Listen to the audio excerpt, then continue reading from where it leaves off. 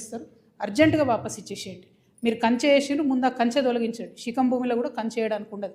మీరు మట్టేసిండ్రు, ఆడ గోవులకు వాటికి వీటికి గ్రాసం వేస్తున్నా అని చెప్పారు. మట్టేసిండ్రు, ఆ మట్టి మొత్తం చెరువులో వేసిరు కాబట్టి అది కూడా తొలగించాలి. తక్షణమే మీరు వాపస్ ఇవ్వాలని చెప్పి నేను పవన్ కళ్యాణ్ గారిని డిమాండ్ చేస్తున్నాను.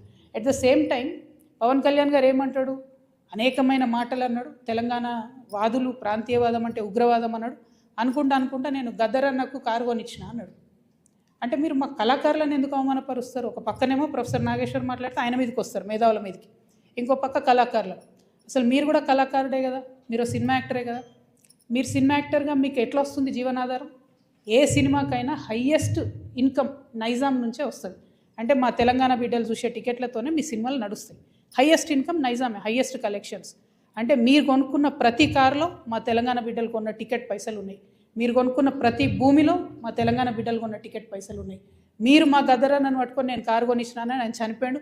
మీరు కొనిచ్చిరో కొనియలేదో అవి ఎవరు తెలియదు. కానీ జనరల్గా ఏమంటారంటే మనం ఒక మంచి పొజిషన్లో ఉన్నప్పుడు కుడి చేత్తోని దానం చేస్తే ఎడమ చేతికి తెలియదు అంటారు. అప్పుడెప్పుడో కారు కొనిచ్చి గప్పాలు కొట్టుకునేది మీరు కొంటే కొన్నారు కావచ్చు, పెద్ద ముచ్చటేముంది. ఆయన ఎన్ని ఫోక్ ట్యూన్స్ దొంగతనాలు చేసి మీరు సినిమా పాటలు పెట్టుకుంటారు. ఇచ్చిర్రా ఎప్పుడన్నా రాయల్టీ మీరు ఫోక్ ఆర్టిస్టులకి? ఎప్పుడన్నా ఫోక్ ఆర్టిస్టులను ఆదుకున్నారా? చిన్న నిర్మాతలను ఆదుకున్నారా?